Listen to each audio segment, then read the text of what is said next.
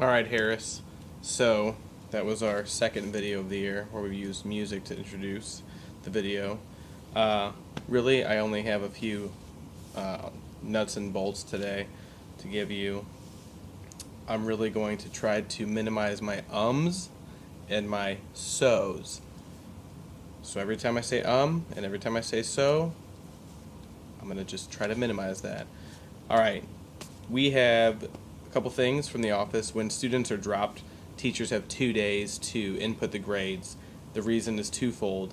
We, as in the school, have to respond to a records request within 48 hours in order to get that information to that next school. So that's why you have 2 days to input the grades. Another reason is because central office does a weekly head count.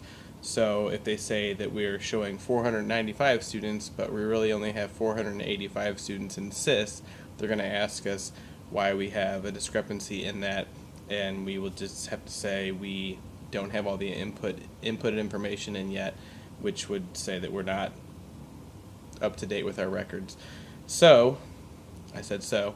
Anyway, you have 2 days to input the grades, and then student portfolios also need to be included in that. Bring the student portfolios to the office. We mail those portfolios to the next school.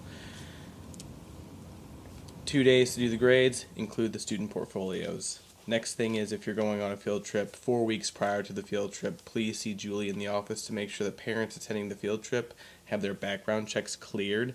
The reason we ask 4 weeks out is that because central office attaches the background check information to the field trip information in central office, and Alex Stouty, who works in curriculum and instruction in the office, needs to know this information, as well as Dr. Tormala. Next is that if you have another teacher that takes your class out to the buses, that's completely fine. We just ask that you let the office know. I almost said it. We just ask that you let the office know, because Mina uses a checklist to check off the teachers that are leaving, and that helps her to keep track of who's leaving the building. So if there's one teacher that's taking out 2 classes, if you let us know, it helps her to make the last call to say, we've done last call, so we can go ahead and roll the buses. Next thing is that for your information, kindergarten registration is going to begin district-wide on February 13th.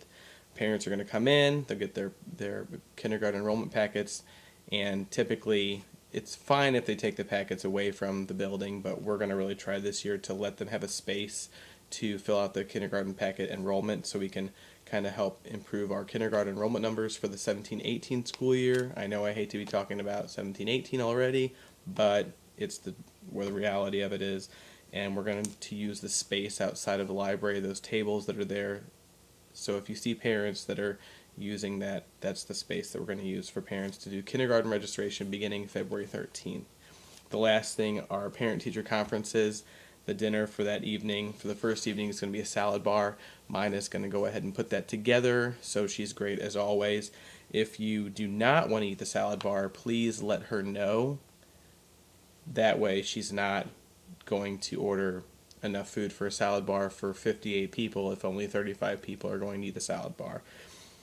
So if you are not going to eat the salad bar, just let her know, and then that way we can be better prepared. I don't have any other information for you. I put this together because I know that a lot of people might not be, well, hopefully not a lot of people. I know that some people might not be at the faculty meeting, and this is an opportunity for me to hit everybody on some nuts and bolts from the office. On that note, I hope you guys have a great Thursday. Thanks. I also know that I did a really poor job on my so's and ums. I'm going to improve on that. Thanks. Take care.